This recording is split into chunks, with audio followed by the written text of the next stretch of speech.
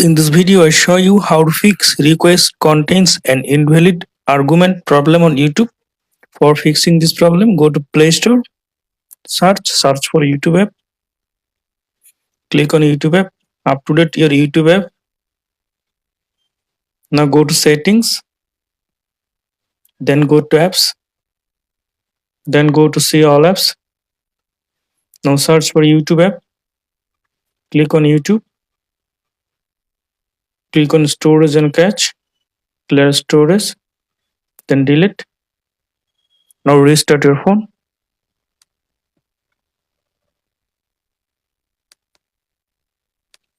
After restart your phone, now open YouTube app. Now play any video. Now I hope that this method fix YouTube request contains an invalid argument. Thanks for watching. Don't forget to subscribe.